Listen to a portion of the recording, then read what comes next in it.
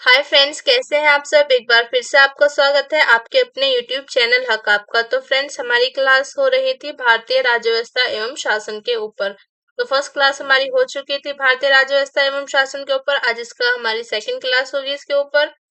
First class में हमने भारतीय शासन, जो हमारा भारतीय राज्य व्यवस्था एवं शासन, उसका इंट्रो हुआ था। खाली ऊपर ऊपर से मैंने आपको बताया था कि ये एक इंट्रोडक्शन क्लास है। इसमें मैंने आपको कोई डेस्क्रिप्टिव नहीं लिखाया है और आज की क्लास से हम पूरा डेस्क्रिप्टिव और ब्राइटली करेंगे। तो शुरू करते हैं आज की क्लास को। तो फर्स्ट क्वेश्चन है हमारा, निम्न कथनों पर विचार कीजिए और अंत में दिए गए कूट से सही उत्तर का चयन कीजिए। कथन है आपका, भारत के संविधान में एक संघीय प्रणाली का प्रावधान है। कारण है आपका, उसने एक बहुत शक्तिशाली केंद्र की रचना की है। तो यहाँ पर आपका आंसर क्या होगा, दोनों ए और आर सही है। दोनों ए और आर सही हैं तथा आर जो है आपका ए का सही स्पष्टीकरण है। बी ऑप्शन आता है आपका, दोनों ए और आर सही है परंतु आर जो है आपका ए का सही स्पष्टीकरण नहीं है। ए सही है पर आर गलत है, ए गलत है पर आर सही है। तो यहाँ पर हमारा करेक्ट आंसर जो होगा, करेक्ट आंसर होगा आपका बी। मतलब दोनों ए और आर सही है परंतु आर जो है आपकी करेक्ट एक्सप्लेनेशन नहीं है ए की। ठीक है, आपका जो कारण है वो कथन को एक्सप्लेन नहीं करता। भारतीय संविधानिक संघीय प्रणाली का प्रावधान करता है क्योंकि केंद्र और राज्यों के मध्य शक्तियों का स्पष्टतः विभाजन है। ठीक है, जो भारत है संविधान में एक संघीय प्रणाली का प्रावधान करता है क्योंकि केंद्र और राज्य के मध्य शक्तियों का जो विभाजन है वो आपका स्पष्ट है। ठीक है, स्पष्ट एक विभाजन है शक्तियों का, यद्यपि वह पूर्ण संघ नहीं है। ठीक है, यद्यपि वह पूर्ण संघ नहीं है क्योंकि इसके कई प्रावधान एक शक्तिशाली केंद्र की रचना करते हैं। ठीक है, क्योंकि उसके क्योंकि इसके कई प्रावधान जो हैं एक शक्तिशाली केंद्र की रचना करते हैं। नेक्स्ट क्वेश्चन देखते हैं। नेक्स्ट क्वेश्चन है हमारा, भारत में संघीय व्यवस्था से संबंधित निम्न कथनों में से कौन सा कथन सही है। पहला है आपका, संविधान शासन की मूल संरचना के लिए संघीय व्यवस्था की प्रस्तावना करता है। दूसरा है आपका, एकात्मक झुकाव का उसमें सशक्त मिश्रण है। नेक्स्ट है आपका, दोनों संघ तथा राज्य विधायिका प्रभुता संपन्न है। विधायिका वित्तीय तथा न्यायिक शक्तियां संघ तथा उसकी इकाइयों के मध्य विभाजित कर दी गई हैं। तो यहाँ पर आपका करेक्ट आंसर क्या होगा, करेक्ट आंसर होगा आपका बी। जो आपका केवल एक और दो जो कथन है आपके, ये कथन आपके सही हैं। ठीक है, नेक्स्ट क्वेश्चन देखते हैं। नेक्स्ट क्वेश्चन है हमारा, नीचे दो वक्तव्य दिए गए हैं, एक है आपका कथन, एक है आपका कारण। राजनीतिक दल लोकतंत्र के जीवन रक्त हैं। ठीक है, जो राजनीतिक दल हैं आपके वो लोकतंत्र के जीवन रक्त हैं। कारण दे रखा है आपका, लोग खराब शासन के लिए सामान्यतः राजनीतिक दलों को कोसते हैं। तो यहाँ पर आपका करेक्ट आंसर क्या होगा, करेक्ट आंसर ए होगा। आपका कारण भी सही है और आपका कथन भी सही है, और जो आपका कारण है वो सही स्पष्टीकरण है आपके कथन का। ठीक है, राजनीतिक दल जो है वो लोकतंत्र के जीवन रखते हैं और खराब शासन के लिए सामान्यतः लोग जो है वो आपके राजनीतिक दलों को कोसते हैं। नेक्स्ट क्वेश्चन देखते हैं। नेक्स्ट क्वेश्चन है हमारा, सूची एक को सूची दो से सुमेलित कीजिए और नीचे दिए गए कोड का प्रयोग करके सही उत्तर चुनिए। तो सूची एक है हमारी, सहकारी संघवाद, सौदेबाजी संघवाद, अर्ध संघवाद, केंद्रीकरण की प्रवृत्ति वाला संघवाद। ये कुछ संघवाद दे रखे हैं और इनसे रिलेटेड आपके पर्सन्स हैं, इन्हें आपको इनसे मैच करना है। ठीक है, तो जो आपका सहकारी संघवाद है ये रिलेटेड है आपके ग्रैनविल ऑस्टिन। तो ये रिलेटेड है आपके ग्रैनविल ऑस्टिन से। ठीक है, नेक्स्ट है आपका सौदेबाजी संघवाद। तो सौदेबाजी संघवाद जो है आपका मोरिस जोन्स से ये रिलेटेड है। ठीक है, नेक्स्ट है आपका अर्ध संघवाद। जो आपका अर्ध संघवाद है ये रिलेटेड है आपके केसी वियर से। ठीक है, केसी वियर आपका रिलेटेड है अर्ध संघवाद से। केंद्रीकरण की प्रवृत्ति वाला संघवाद ये है आपका आइवर जोनिंग से रिलेटेड। ठीक है, आइवर जोनिंग से रिलेटेड है आपका केंद्रीकरण की प्रवृत्ति वाला संघवाद। तो यहाँ पर आपका करेक्ट आंसर क्या होने वाला है, यहाँ पर आपका करेक्ट आंसर हो जाएगा सी। ठीक है, ऑप्शन सी जो है आपका करेक्ट आंसर है। नेक्स्ट क्वेश्चन देखते हैं। नेक्स्ट क्वेश्चन है हमारा, किसने कहा था भारत अर्ध संघात्मक राज्य है। तो किसने कहा था आपके भारत अर्ध संघात्मक राज्य है। हैरोल्ड लोस्की ने, आइवर जेनिंग्स ने, लॉर्ड ब्राइस ने, केसी वियर ने। तो ये कहा था आपके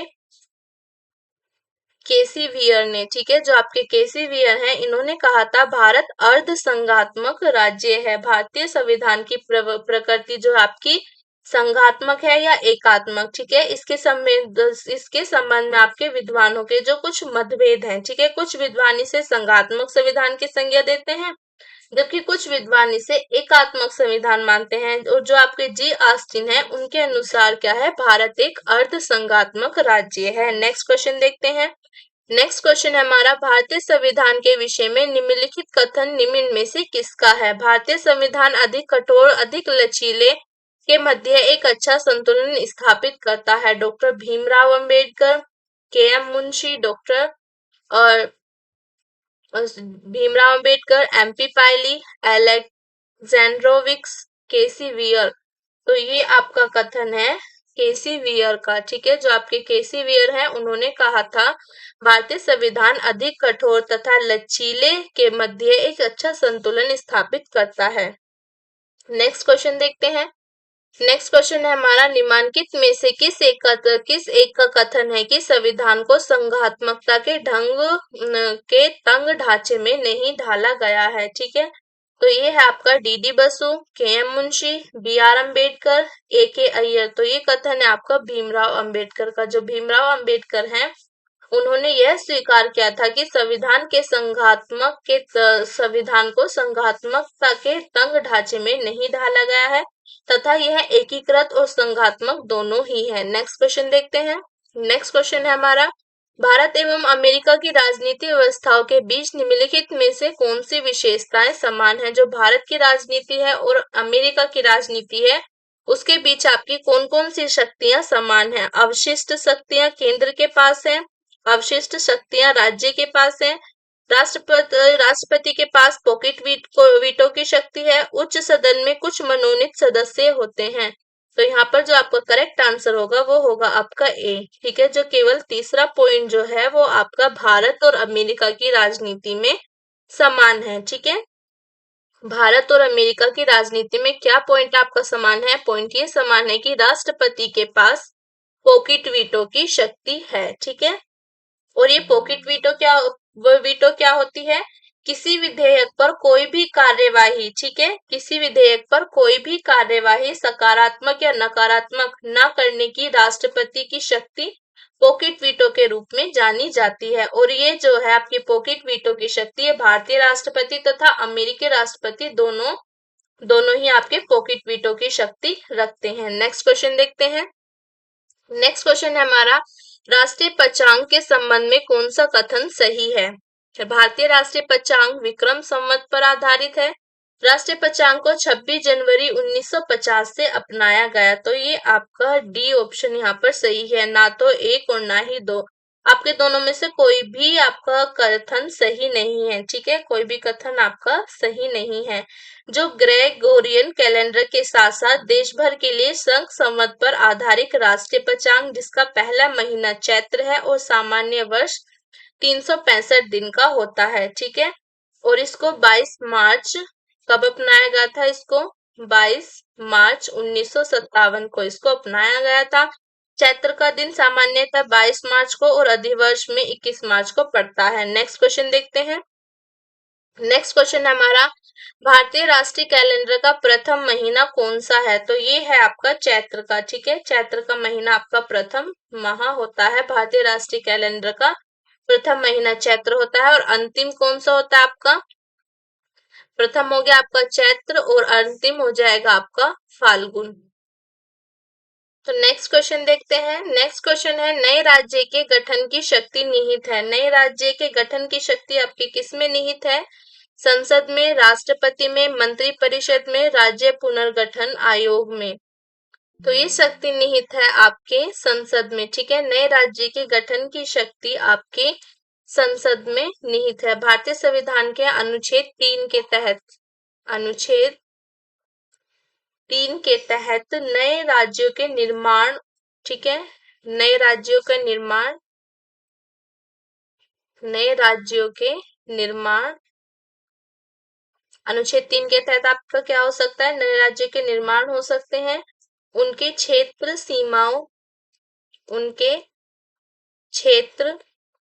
सीमाओं तथा नाम में परिवर्तन। नाम में परिवर्तन,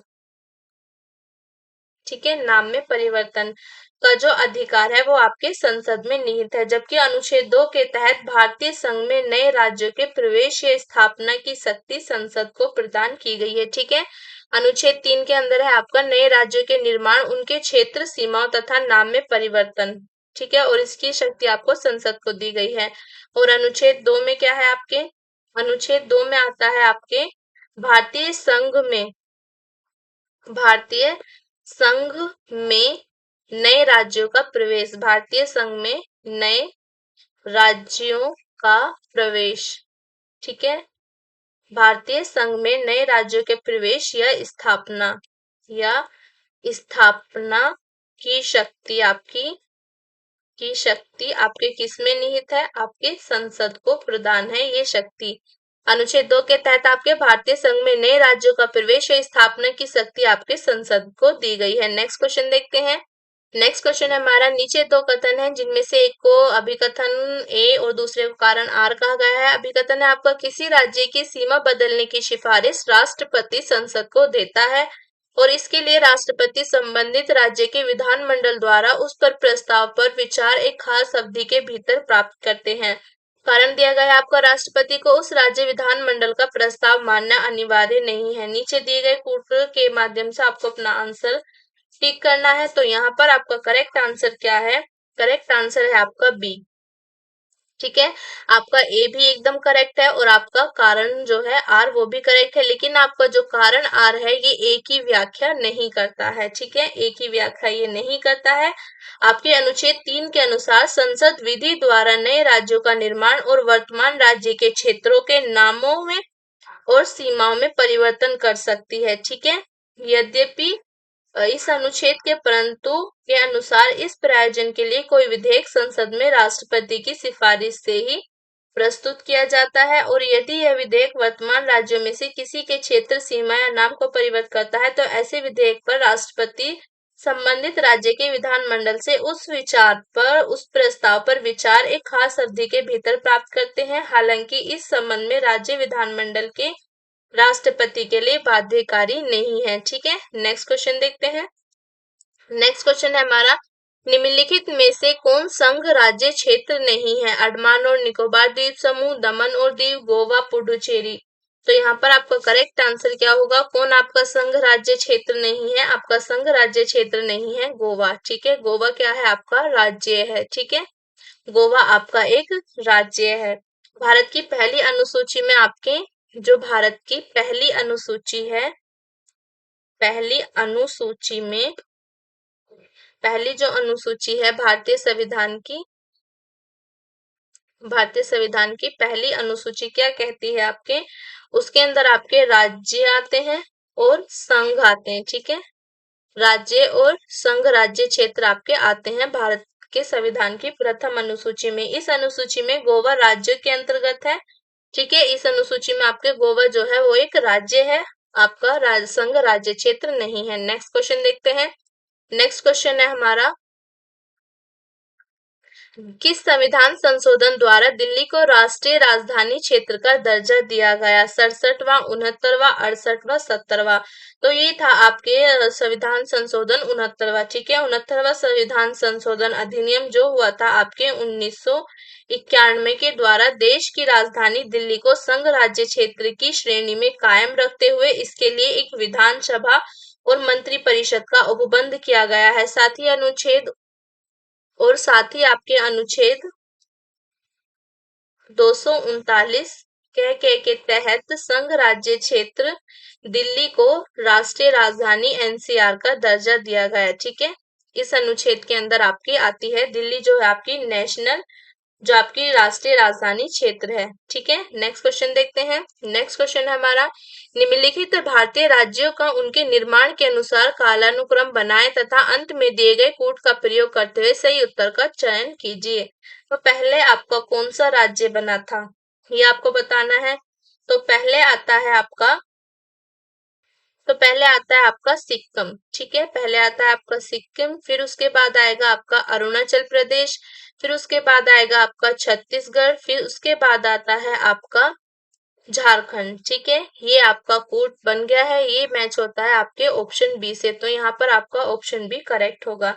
तो आपका छत्तीसगढ़ कब बना था? छत्तीसगढ़ बना था आपका 1 नवंबर सन 2000 को, ठीक है, 1 नवंबर सन 2000 को आपका छत्तीसगढ़ बना था। अरुणाचल प्रदेश कब बना था आपका? तो अरुणाचल प्रदेश बना था आपका 20 फरवरी 1987 को, ठीक है, 20 फरवरी 1987 को आपका अरुणाचल प्रदेश का गठन हुआ था। फिर आपका झारखंड आता है, झारखंड का हुआ था आपका, झारखंड का गठन हुआ था 9 नवंबर 9 नवंबर 2000 को आपका झारखंड का गठन होता है। फिर आता है आपका सिक्किम, तो सिक्किम का गठन कब हुआ था आपका? 1975 में, ठीक है, सिक्किम का गठन कब हुआ था आपका? 1975 में। सिक्किम का गठन कब हुआ था? 16 मई 1975, ठीक है, 16 मई 1975 को आपका गठन हुआ था सिक्किम का। इसके साथ साथ मैं आपको कुछ इंपोर्टेंट और लिखा देती हूँ, ठीक है, इसके साथ साथ कुछ इंपोर्टेंट और लिख लीजिए। जैसे आता है आपका आंध्र प्रदेश, ठीक है, आंध्र प्रदेश, तो आंध्र प्रदेश का गठन कब हुआ था आपका? 1 अक्टूबर 1953 को। आंध्र प्रदेश का गठन कब हुआ था? 1 अक्टूबर 1953 को। उसके बाद आता है आपका राजस्थान। आंध्र प्रदेश के बाद आता है आपका राजस्थान, तो राजस्थान का गठन हुआ था आपका 1 नवंबर 1956 को, ठीक है, राजस्थान का गठन हुआ था 1 नवंबर 1956। राजस्थान के बाद देखिए महाराष्ट्र। महाराष्ट्र का गठन कब हुआ था आपका? तो महाराष्ट्र का गठन हुआ था आपका 1 मई 1960। 1 मई 1960 को आपका महाराष्ट्र का गठन हुआ था। फिर उसके बाद आता है आपका, महाराष्ट्र के बाद आपका नागालैंड, ठीक है, महाराष्ट्र के बाद है आपका नागालैंड, तो नागालैंड का गठन कब हुआ था आपका? नागालैंड का गठन गठन हुआ था आपका 1 दिसंबर 1963 को, ठीक है, 1 दिसंबर 1963 को आपका नागालैंड का गठन हुआ था। नागालैंड के बाद क्या आता है? नागालैंड के बाद आएगा आपका हरियाणा, ठीक है, नागालैंड के बाद देखते हैं हरियाणा। तो हरियाणा का गठन कब हुआ था आपका? हरियाणा का गठन हुआ था आपका 1 नवंबर 1966 को। 1 नवंबर 1966 को आपका हरियाणा का गठन होता है। हरियाणा के बाद क्या आता है आपका? हिमाचल प्रदेश, ठीक है, हिमाचल प्रदेश, हिमाचल प्रदेश, तो हिमाचल प्रदेश का गठन कब हुआ था आपका? हिमाचल प्रदेश का गठन हुआ था आपका 25 जनवरी 1971 में आपका हिमाचल प्रदेश का गठन हुआ था। फिर उसके बाद आता है आपका मेघालय, ठीक है, उसके बाद आता है आपका मेघालय। तो मेघालय का गठन कब हुआ था आपका? मेघालय का हुआ था आपका 16 मई 16 मई आपके 1975 को। सॉरी, ये हुआ था आपके 21 जनवरी 1972 को, ठीक है, 21 जनवरी 1972 को आपको मेघालय का हुआ था, ठीक है। तो ये मैंने आपको इम्पोर्टेंट लिखा दिए हैं यहाँ पर सभी। एक बार आप उत्तराखंड का और लिख लीजिए। उत्तराखंड का गठन होता है आपका, तो ये होता है आपके 9 नवंबर 2000 को, ठीक है। यहाँ पर सारे इंपोर्टेंट राज्य जितने भी थे उनके गठन मैंने आपको वर्ष के साथ लिखवा दिए, कब हुए थे। नेक्स्ट क्वेश्चन देखते हैं। नेक्स्ट क्वेश्चन है हमारा, भाषा के आधार पर राज्यों के गठन हेतु राज्य पुनर्गठन आयोग की स्थापना कब की गई थी? 1856, 1956, 1957, 1960। तो ये की गई थी आपके जो आपका एक भाषा के ऊपर आपके राज्यों का पुनर्गठन किया जाना था। और इस आयोग की स्थापना कब हुई थी आपके? तो ये हुई थी आपके 29 दिसंबर 1953। बट ऑप्शन में ऐसा कुछ है नहीं, तो इसको आप ई ऑप्शन रखिए और ई ऑप्शन आपका करेक्ट हो जाएगा, ठीक है। 29 दिसंबर 1953 को आपके भाषाई आधार पर राज्य पुनर्गठन आयोग की स्थापना की गई थी, जिसने अपनी रिपोर्ट 30 सितंबर 1955 को सौंपी थी, ठीक है। आयोग के अध्यक्ष कौन थे? इस आयोग के अध्यक्ष कौन थे आपके? अली फजल। ठीक है, कौन थे आपके? अली फजल इस आयोग के अध्यक्ष थे। तथा अन्य 2 सदस्य कौन थे आपके? अन्य सदस्य थे आपके 2 सदस्य कौन कौन थे आपके? एक थे आपके हृदयनाथ, ठीक है, हृदयनाथ, और एक थे आपके कुंजरू, हृदयनाथ कुंजरू, और दूसरे कौन थे आपके हृदयनाथ कुंजरू के अलावा? के एम पनिक्कर, के एम पनिक्कर, के एम पनिक्कर जो थे ये आपके इसके सदस्य थे। ठीक है, और भाषाई आधार पर गठित होने वाला पहला राज्य कौन बना था? वो बना था आपके आंध्र प्रदेश। ठीक है, आंध्र प्रदेश जो था आपके भाषाई आधार पर गठित होने वाला पहला राज्य बना था।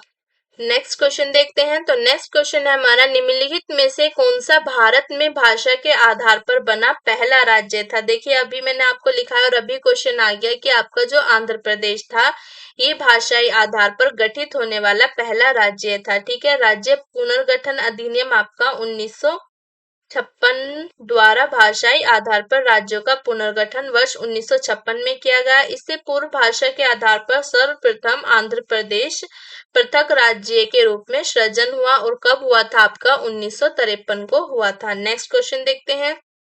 नेक्स्ट क्वेश्चन है हमारा, भारत के संविधान के किस भाग में हम नागरिकता से संबंधित प्रावधान को पाते हैं? तो नागरिकता कौन से भाग में आती है आपके?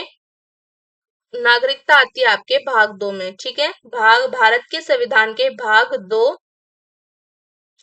में आपके भाग 2 और अनुच्छेद 5 से 11। ठीक है, अनुच्छेद 5 से 11, भाग 2 अनुच्छेद 5 से 11 तक नागरिकता से संबंधित प्रावधान उल्लेखित है। नेक्स्ट क्वेश्चन देखते हैं।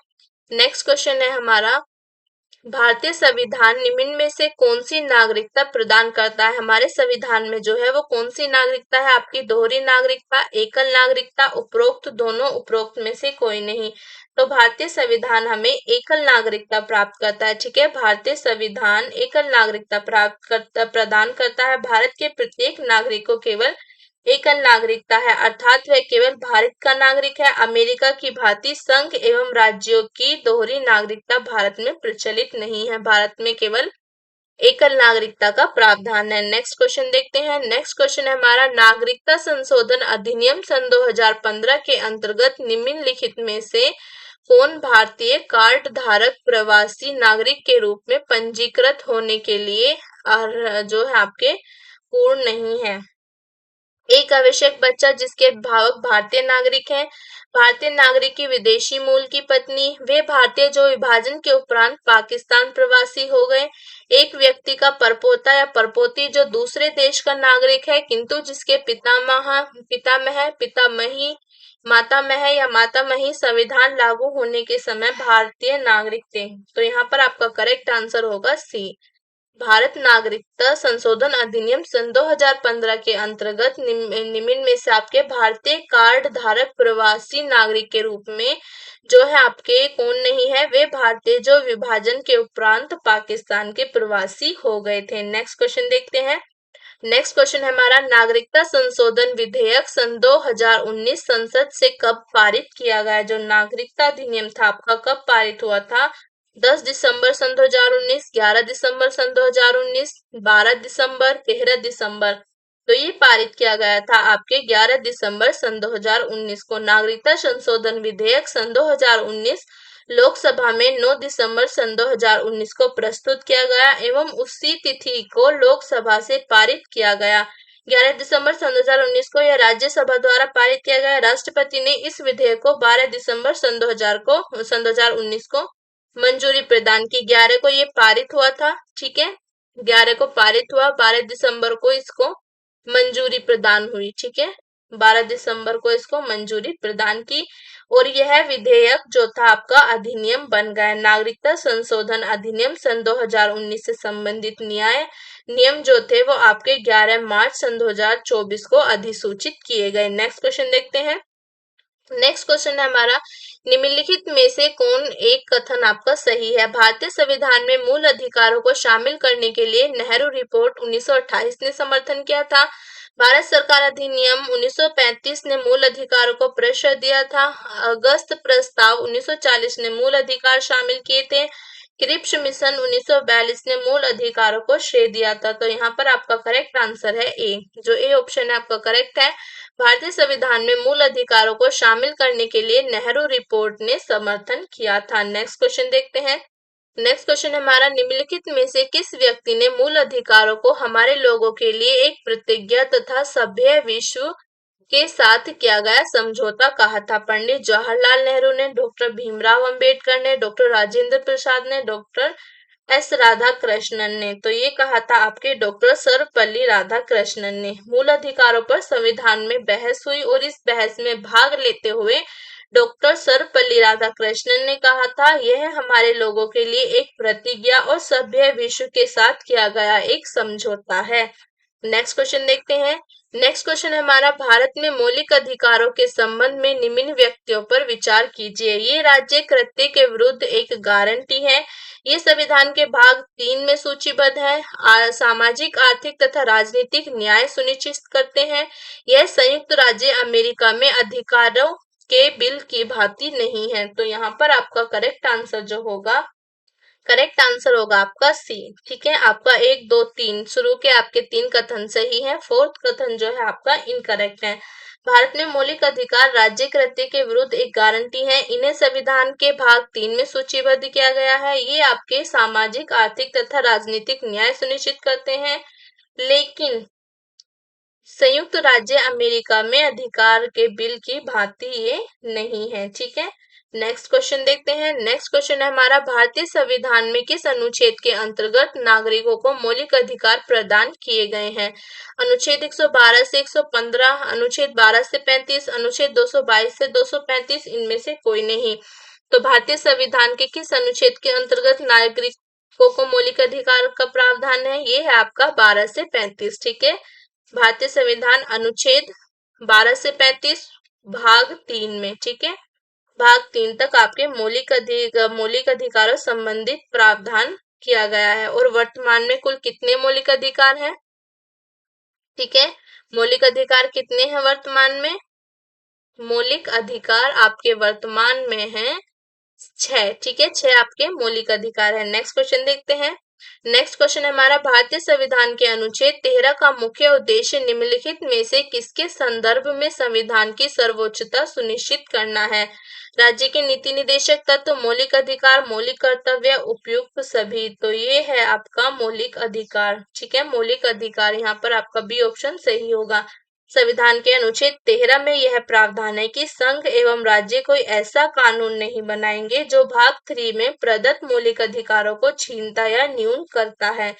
यदि कानून मौलिक अधिकारों के उल्लंघन में बनाया गया है तो वह कानून उल्लंघन की मात्रा तक शून्य रहेगा। अनुच्छेद 32 संवैधानिक उपचारों का अधिकार, अनुच्छेद 245 केंद्र एवं राज्य बनाए गए विविध विधियों का विस्तार, अनुच्छेद 326 सभा एवं विधानसभा का निर्वाचन वैश्विक मताधिकार के आधार पर होना। ठीक है, तो यहाँ पर आपका करेक्ट आंसर क्या होगा? बी जो है आपका करेक्ट आंसर होगा। नेक्स्ट क्वेश्चन देखते हैं। नेक्स्ट क्वेश्चन है हमारा, भारतीय संविधान का कौन सा अनुच्छेद व्यक्ति के विदेश यात्रा के अधिकार को संरक्षण प्रदान करता है? तो ये है आपका अनुच्छेद 14। ठीक है, अनुच्छेद 14 जो है आपके विधायन सत्ता पर नियंत्रण लगाता है। यह उपबंध कहता है कि व्यक्ति को विधि के समक्ष समता से या विधियों के समान संरक्षण से वंचित नहीं किया जाएगा। प्रत्येक व्यक्ति चाहे वह नागरिक हो या विदेशी, यह सब पर लागू आपका होता है। ठीक है, नेक्स्ट क्वेश्चन देखते हैं। नेक्स्ट क्वेश्चन है हमारा, निम्नलिखित में से किन्हें सर्वोच्च न्यायालय ने मौलिक अधिकार के रूप में मान्यता दी है? आवास का अधिकार, विदेश यात्रा का अधिकार, सामान्य कार्य के लिए वेतन का अधिकार। ठीक है, तो नीचे दिए गए कूट से सही उत्तर अपना चुनिए। तो यहाँ पर हमारा करेक्ट आंसर क्या होने वाला है? तो करेक्ट आंसर होगा हमारा, तो यहाँ पर देखिए, यहाँ पर आपका थोड़ा सा मिस्टेक हो गई है। ये आपका अनुच्छेद 14 नहीं, अनुच्छेद 21 है। ठीक है, भारतीय संविधान का कौन सा अनुच्छेद व्यक्ति के विदेश यात्रा के अधिकार को आपका संरक्षण प्राप्त करता है? तो ये अनुच्छेद 21 है। ठीक है, ये आपका सतवंत सिंह बनाम असिस्टेंट पासपोर्ट ऑफिसर, नई दिल्ली, तथा मेनका गांधी बनाम भारत संघ के मामले में यह अभी निर्धारित किया गया है कि अनुच्छेद 21 में प्रयुक्त दैहिक स्वतंत्रता है। ठीक है, आपकी दैहिक स्वतंत्रता जो है आपके 21 में आती है। शब्दावली में संरक्षण का अर्थात इच्छानुसार कभी भी तथा कहीं भी जाने का अधिकार आता है, जिसमें आपकी विदेश भ्रमण भी शामिल है। नेक्स्ट क्वेश्चन देखते हैं। तो नेक्स्ट क्वेश्चन कर रहे थे हम, निम्नलिखित में से किन्हें सर्वोच्च न्यायालय ने मौलिक अधिकार के रूप में मान्यता दी है? आवास का अधिकार, विदेश यात्रा का अधिकार, समान कार्य के लिए समान वेतन का अधिकार। तो यहाँ पर हमारा करेक्ट आंसर क्या होगा? डी हमारा करेक्ट आंसर होगा। जो हमारे तीनों ऑप्शन है ये करेक्ट हैं, तीनों ही हमारे मौलिक अधिकार के रूप में मान्यता दी गई है सर्वोच्च न्यायालय द्वारा। आवास का अधिकार भी हमारा मौलिक अधिकार है, विदेश यात्रा का भी हमारा मौलिक अधिकार है, और समान कार्य के लिए समान वेतन का जो आपका अधिकार है ये भी एक मौलिक अधिकार है। नेक्स्ट क्वेश्चन देखते हैं। तो नेक्स्ट क्वेश्चन क्या होगा हमारा, निम्नलिखित में से कौन संविधान के अनुच्छेद 21 के दायरे में नहीं आता है? तो कौन नहीं आता है आपका?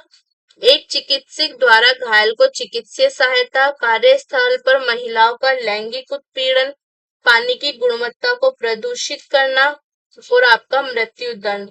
तो आपका अनुच्छेद 21 के दायरे में आपका कौन सा नहीं आता है? मृत्यु दंड। जो मृत्यु दंड है आपका ये 21 के दायरे में नहीं आता। जगमोहन सिंह बनाम स्टेट ऑफ उत्तर प्रदेश के मामले में सर्वोच्च न्यायालय की 5 सदस्यीय पीठ ने मृत्यु दंड को अनुच्छेद 21 का उल्लंघनकारी मानने से इनकार कर दिया। ठीक है, तो ये स्पष्ट है आपका जो मृत्यु दंड है ये अनुच्छेद 21 में नहीं आता है। नेक्स्ट क्वेश्चन देखते हैं। तो नेक्स्ट क्वेश्चन है हमारा, राज्य 6 से 14 वर्ष के सभी बच्चों को निशुल्क एवं अनिवार्य शिक्षा प्रदान करेगा। बिल्कुल सही है। कारण क्या है आपका? एक प्रजातांत्रिक समाज में शिक्षा का अधिकार मानव अधिकार के रूप में विकास के अधिकार की व्याख्या के लिए अपरिहार्य है। तो यहाँ पर आपका करेक्ट आंसर क्या होगा? ए आपका करेक्ट आंसर है। आपका कथन भी सही है और कारण भी सही है, और कारण जो है आपकी सही एक्सप्लेनेशन करता है आपके कथन की। नेक्स्ट क्वेश्चन देखते हैं। नेक्स्ट क्वेश्चन है हमारा, भारतीय संविधान का कौन सा अनुच्छेद बच्चों के शोषण के विरुद्ध मौलिक अधिकार से संबंधित है? अनुच्छेद 17, 19, 23, 24। तो यहाँ पर करेक्ट आंसर है आपका अनुच्छेद 24। संविधान के अनुच्छेद 24 के अनुसार 14 वर्ष से कम आयु के किसी बालक को किसी कारखाने या खान में काम करने के लिए नियोजित नहीं किया जाएगा या किसी अन्य परिसंकट में नियोजन में नहीं लगाया जाएगा। ठीक है, अनुच्छेद 24 आपका, और कितनी एज के बच्चों तक ये लागू है? ये 14 वर्ष के तक के बच्चों के लिए है। नेक्स्ट क्वेश्चन देखते हैं। नेक्स्ट क्वेश्चन है हमारा, बंदी बनाए गए व्यक्ति के मौलिक अधिकारों की रक्षा किस अनुच्छेद में प्रदत्त है? अनुच्छेद 15, अनुच्छेद 17, अनुच्छेद 21, अनुच्छेद 22। तो आपके बंदी बनाए गए व्यक्ति की मौलिक अधिकार की रक्षा आपके कौन से अनुच्छेद में प्रदत्त है? तो ये है आपके अनुच्छेद 22 में। ठीक है, अनुच्छेद 22 में क्या कहा गया है? आपका अनुच्छेद 22 में कहा गया है, कुछ दशाओं में गिरफ्तारी और निरोध से संरक्षण प्रदान किया गया है। इस अनुच्छेद के खंड 1 के अनुसार किसी व्यक्ति को जो गिरफ्तार किया गया है ऐसी गिरफ्तारी के कारणों से यथाशीघ्र अवगत कराए बिना अभिरक्षा में निरुद्ध नहीं रखा जाएगा। जो जिस व्यक्ति को आपके गिरफ्तार किया है, ठीक है, इस व्यक्ति को गिरफ्तार किया है तो इसको बताना होगा कि इस कारण क्या है जिस कारण से इसको गिरफ्तार किया गया है। ठीक है, और इसको अपनी रुचि के विधि व्यवसाय से परामर्श करने और प्रतीक्षा कराने के अधिकार से वंचित नहीं रखा जाएगा, और इसको अपने मर्जी का जो वकील है वो नियोजित करने से भी नहीं वंचित रखा जाएगा। ठीक है, नेक्स्ट क्वेश्चन देखते हैं। नेक्स्ट क्वेश्चन है आपका, प्रत्यक्ष बंदीकरण जो है आपका प्रिवेंटिव डिटेंशन अधिनियम के अंतर्गत एक व्यक्ति बिना मुकदमा चलाए बंदी बनाया जा सकता है 1 माह के लिए, 3 माह के लिए, 6 माह के लिए, 9 माह के लिए। तो ये बनाया जा सकता है आपके 3 माह के लिए। ठीक है, प्रत्यक्ष बंदीकरण निवारक निरोध अधिनियम के अंतर्गत एक व्यक्ति को बिना मुकदमा चलाए 3 माह के लिए बंदी आपका बनाया जा सकता है। और अनुच्छेद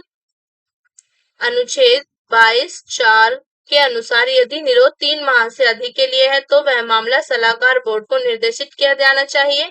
ऐसे व्यक्ति को निरोध में तभी रखा जा सकेगा जब सलाहकार बोर्ड का यह मत हो कि ऐसे निरोध के लिए पर्याप्त आधार है। ठीक है, अगर जो आपका 3 महीने से अधिक के लिए बंदी रखना है उसे, तो अनुच्छेद 22(4) के अंदर ही आपका ये प्रावधान है कि आपको ये मामला सलाहकार बोर्ड को निर्देशित करना है, और जब सलाहकार बोर्ड को ये लगे कि आपके जो ये निरोध है ये पर्याप्त आधार है, तो इसको 3 माह से अधिक के लिए बंदी बनाया जा सकता है। नेक्स्ट क्वेश्चन देखते हैं। नेक्स्ट क्वेश्चन है हमारा, सही सुमेलित कीजिए। मानव के दुर्व्यापार तथा बालाश्रम का प्रतिषेध आपके कौन से अनुच्छेद के अंतर्गत आता है? इसमें से बताना है आपको कौन सही सुमेलित नहीं है। ठीक है, निम्न युगों में से कौन सही सुमेलित आपका नहीं है। जो मानव के दुर्व्यापार तथा बालाश्रम का प्रतिषेध है वो आपका अनुच्छेद 23 में आता है, बिल्कुल आता है। अल्पसंख्यक वर्गों के हितों का संरक्षण आपके अनुच्छेद 29 में है, बिल्कुल है। संवैधानिक उपचारों का अधिकार अनुच्छेद 32 संविधान की आत्मा, बिल्कुल है। शिक्षा संस्थाओं की स्थापना तथा प्रशासन करने का अल्पसंख्यक वर्गों को अधिकार अनुच्छेद 31 में नहीं आता है, तो यहाँ पर आपका करेक्ट आंसर डी हो जाएगा। नेक्स्ट क्वेश्चन देखते हैं। नेक्स्ट क्वेश्चन है हमारा, नीचे दो कथन दिए गए हैं जिनमें से एक को ए और दूसरे को कारण आर कहा गया है। कारण है आपका, कथन है आपका, भारतीय संविधान का अनुच्छेद 30 अल्पसंख्यक वर्ग को प्रतिभाषित नहीं करता है। कारण, संविधान केवल भाषाई और धार्मिक अल्पसंख्यक वर्ग को मान्यता प्रदान करता है। नीचे दिए गए कूटों में से सही उत्तर चुनिए। तो यहाँ पर आपका करेक्ट आंसर क्या होगा? करेक्ट आंसर होगा आपका बी। ठीक है, बी ऑप्शन जो है ये आपका करेक्ट आंसर होगा। आपके ए और आर दोनों सही है, लेकिन आर जो है आपकी एक्सप्लेनेशन नहीं करता है ए की। नेक्स्ट क्वेश्चन देखते हैं। नेक्स्ट क्वेश्चन है हमारा, व्यक्तिगत स्वतंत्रता के लिए उच्च न्यायालय निम्नलिखित में से किस रिट को जारी कर सकता है? परमादेश, अधिकार प्रच्छा, बंदी प्रत्यक्षीकरण, प्रतिषेध। तो ये आपकी कौन सी रिट जारी कर सकता है? ये कर सकता है आपकी बंदी प्रत्यक्षीकरण। जो बंदी प्रत्यक्षीकरण की रिट है जो व्यक्तिगत स्वतंत्रता के लिए उच्च न्यायालय आपकी जारी कर सकता है। और कौन से अनुच्छेद के तहत? भारतीय संविधान अनुच्छेद 226 के अनुसार उच्च न्यायालय व्यक्तिगत स्वतंत्रता के लिए बंदी प्रत्यक्षीकरण हैबियस कॉर्पस रिट को जारी कर सकता है। और आपके बंदी प्रत्यक्षीकरण का अर्थ क्या होता है? व्यक्ति को सशरीर उपस्थित करने की मांग। यह उस मामले में लागू होती है जहां किसी व्यक्ति के बारे में कहा जाता है कि इसे अवैध रूप से निरस्त किया गया है। यदि निरोध को अवैध पाया गया है तो निरुद्ध व्यक्ति को तत्क्षण आजाद कर दिया जाता है। नेक्स्ट क्वेश्चन देखते हैं। नेक्स्ट क्वेश्चन है हमारा, एक ऐसी याचिका जो न्यायपालिका द्वारा जारी की जाती है तथा जिसमें कार्यपालिका से कहा जाता है कि वह ऐसा कार्य करे जो उसे प्रदत्त शक्तियों के अंतर्गत करना चाहिए था, उस रिट को, उस याचिका को क्या कहा जाता है? हैबियस कॉर्पस, मैंडेमस, प्रोहिबिशन, को वारंटो। तो इसको कहा जाता है आपके मैंडेमस। ठीक है, मैंडेमस यानी परमादेश। मैंडेमस यानी आपकी परमादेश। परमादेश का आशय है हम आदेश देते हैं। इस प्रकार इस याचिका द्वारा कार्यपालिका से उस कार्य को कराने के लिए कहा जाता है जो प्रदत्त शक्तियों के अंतर्गत अपने दायित्व के निर्वहन हेतु करना चाहिए। नेक्स्ट क्वेश्चन देखते हैं। नेक्स्ट क्वेश्चन है हमारा, निम्नलिखित में से किसके द्वारा संपत्ति के मूल अधिकार का लोप किया गया था? कौन सा संविधान संशोधन था जिसके द्वारा आपका संपत्ति का जो मूल अधिकार था उसको हटाया गया था? संविधान संशोधन 40वां, 42वां, 44वां, 46वां। तो कौन सा संविधान संशोधन था आपका? संविधान 44वां संविधान अधिनियम द्वारा। ठीक है, संविधान 44वें संशोधन अधिनियम द्वारा। 44वें संशोधन आपका 1978, ठीक है, द्वारा संपत्ति के मूल अधिकार का लोप किया गया तथा इसे विधिक या कानूनी अधिकार का दर्जा दे दिया गया। अब इसको कानूनी अधिकार का दर्जा प्राप्त है। ये एक कानूनी अधिकार है, वर्तमान में ये कानूनी अधिकार है। नेक्स्ट क्वेश्चन देखते हैं। नेक्स्ट क्वेश्चन है हमारा, निम्नलिखित में से कौन सा मूल अधिकार विदेशी नागरिकों को प्राप्त नहीं है? तो निम्नलिखित में से आपका कौन सा मूल अधिकार है जो आपके विदेशी नागरिकों को प्राप्त नहीं है? विधि के समक्ष समता, अभिव्यक्ति की स्वतंत्रता का अधिकार, प्राण एवं दैहिक स्वतंत्रता का अधिकार, शोषण के विरुद्ध अधिकार। तो यहाँ पर आपका करेक्ट आंसर होगा बी, अभिव्यक्ति की स्वतंत्रता का अधिकार। जो आपकी अभिव्यक्ति की स्वतंत्रता का अधिकार है वो आपके विदेशी नागरिकों को प्राप्त नहीं है। नेक्स्ट क्वेश्चन देखते हैं। नेक्स्ट क्वेश्चन है हमारा, बंधुआ मजदूर उन्मूलन अधिनियम संसद ने पारित किया था। कब पारित किया था? ये पारित किया था आपके 1976 में। ठीक है, बंधुआ मजदूरी प्रथा उन्मूलन अध्यादेश आपका 25 अक्टूबर 1975 को जारी हुआ और इसी तिथि से प्रभावी हुआ था। इसका स्थान बाद में बंधुआ मजदूरी प्रथा उन्मूलन अधिनियम ने ले लिया था। ठीक है, नेक्स्ट क्वेश्चन देखते हैं। नेक्स्ट क्वेश्चन है हमारा, निम्नलिखित में से कौन एक राज्य के नीति निर्देशक सिद्धांतों का उद्देश्य नहीं है? एक कल्याणकारी राज्य की स्थापना करना, सामाजिक आर्थिक न्याय को सुनिश्चित करना, एक धार्मिक राज्य की स्थापना करना, एक धर्मनिरपेक्ष राज्य की स्थापना करना। तो यहाँ पर आपका करेक्ट आंसर क्या होगा? करेक्ट आंसर है आपका एक धार्मिक राज्य की स्थापना करना। ठीक है, भारत के संविधान के भाग 4 में भाग 4 और अनुच्छेद जो है आपके भाग 4 अनुच्छेद 36 से 51 तक, ठीक है, राज्य के नीति निर्देशक तत्व हैं। राज्य के नीति निर्देशक तत्व और ये कहाँ से लिए गए हैं? ये लिए गए हैं आपके आयरलैंड के संविधान से। ठीक है, आयरलैंड के संविधान से ये लिए गए हैं। भाग 4 से अनुच्छेद 36 से 51 तक आपके नीति निर्देशक तत्व आते हैं। नेक्स्ट क्वेश्चन देखते हैं। नेक्स्ट क्वेश्चन है हमारा, कल्याणकारी राज्य की संकल्पना का समावेश भारत के संविधान में है। राज्य के नीति निर्देशक तत्वों में, चौथी अनुसूची में, मौलिक अधिकारों में, प्रस्तावना में। तो ये है आपके राज्य के नीति निर्देशक तत्वों में। भाग 4 अनुच्छेद 36 से 51 नीति निर्देशक तत्व कहाँ से लिए गए हैं? आयरलैंड से आपके लिए गए हैं। नेक्स्ट क्वेश्चन देखते हैं। नेक्स्ट क्वेश्चन है हमारा, भारतीय संविधान में सम्मिलित नीति निर्देशों की तत्वों की प्रेरणा हमें किस संविधान से मिली है? आयरलैंड के संविधान से। ठीक है, कहाँ से लिए गए हैं? ये आयरलैंड के संविधान से आपके लिए गए हैं।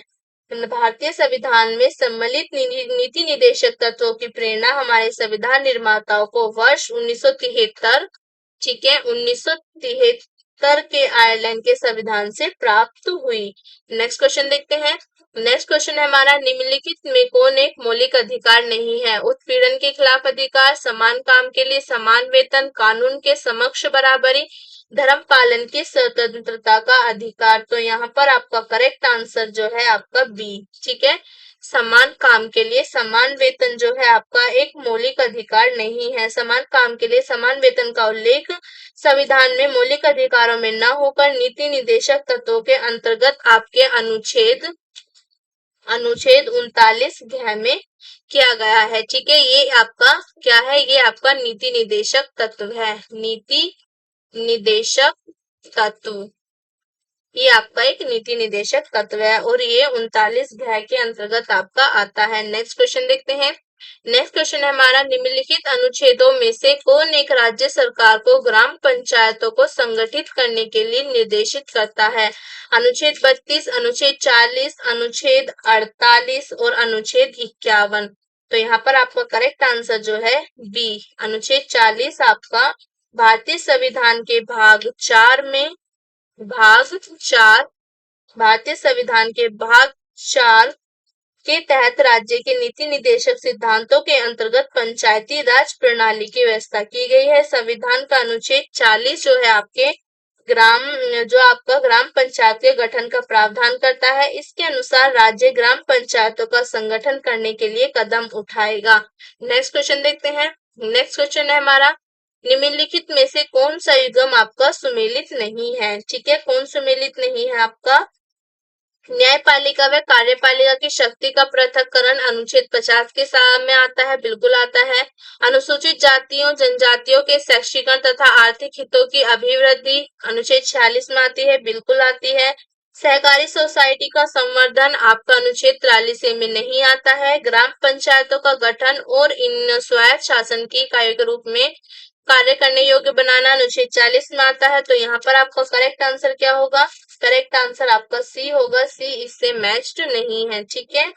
अनुच्छेद 43 ए जो है आपका, अनुच्छेद 43 ए में आपके उद्योगों के प्रबंध में कर्मकारों का भाग लेना सुनिश्चित करने के लिए राज्य द्वारा कदम उठाने हेतु उपबंध है। ठीक है। उद्योगों के प्रबंधन में कर्मचारियों का भाग लेना,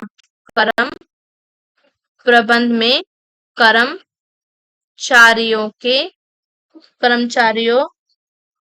के भाग लेना जो है आपका, भाग लेना सुनिश्चित है। ठीक है। भाग लेना सुनिश्चित, ठीक है। भाग लेने का प्रावधान है। भाग लेने का प्रावधान है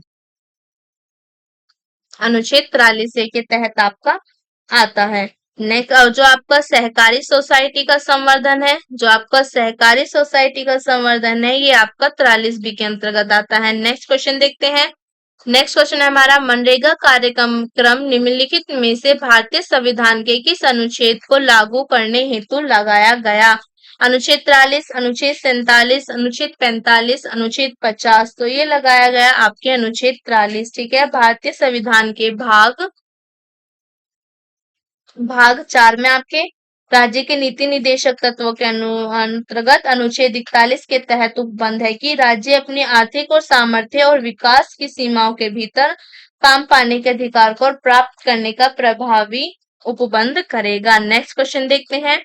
नेक्स्ट क्वेश्चन है हमारा, निम्नलिखित में से कौन संविधान के 42वें संशोधन द्वारा नीति निदेशक तत्वों में नहीं जोड़ा गया? शोषण से बच्चों एवं अल्पवयों की सुरक्षा, सामान्य न्याय तथा निशुल्क सलाह, सामान्य आचार संहिता और आपका उद्योगों के प्रबंधन में श्रमिकों की भागीदारी। तो यहाँ पर आपका करेक्ट आंसर होगा, करेक्ट आंसर है आपका सी। ठीक है। सामान्य आचार संहिता को 42वें संविधान संशोधन द्वारा शामिल नहीं किया गया। नेक्स्ट क्वेश्चन देखते हैं। नेक्स्ट क्वेश्चन है हमारा, निम्नलिखित में से कौन एक राज्य का नीति निदेशक तत्व नहीं है? मध्य निदेश, गो संरक्षण, पर्यावरण संरक्षण, 14 वर्ष की आयु तक के बच्चों को निःशुल्क शिक्षा। तो यहाँ पर आपका करेक्ट आंसर डी होगा, जो आपका 14 वर्ष तक की आयु के बच्चों को निःशुल्क शिक्षा जो है ये आपकी अनुच्छेद 45 के तहत नीति निदेशक तत्व था। ठीक है। पर 86वां संविधान संशोधन जो हुआ था, 86वां संशोधन जो हुआ था आपके सन 2002 में, इसके बाद ये आपका अनुच्छेद 21 में आ गया था। ठीक है। ये आपका अनुच्छेद 21 में आ गया था। नेक्स्ट क्वेश्चन देखते हैं। नेक्स्ट क्वेश्चन है हमारा, निम्नलिखित में से कौन सा प्रावधान नीति निदेशक तत्वों तथा मौलिक कर्तव्य दोनों का एक भाग है? उद्योगों के प्रबंधन में कर्मकारों का भाग लेना, पर्यावरण का संरक्षण, अभिभावक बच्चों को शिक्षा के अवसर दिलवाएं, समान नागरिक संहिता। तो यहाँ पर आपका करेक्ट आंसर जो होगा, यहाँ पर आपका करेक्ट आंसर क्या होगा? बी आपका करेक्ट आंसर है। ठीक है। पर्यावरण का संरक्षण। ठीक है। पर्यावरण का संरक्षण नीति निदेशकों के तत्व अनुच्छेद 48 के तथा मौलिक कर्तव्यों के तहत अनुच्छेद 51 के 6 में शामिल है। तो यहाँ पर हमारी आज की क्लास खत्म होती है। आपको क्लास कैसी लगी है जरूर बताना, लाइक जरूर करना और कमेंट कर जरूर बताना। तो मिलते हैं नई क्लास में, तब तक के लिए बाय बाय।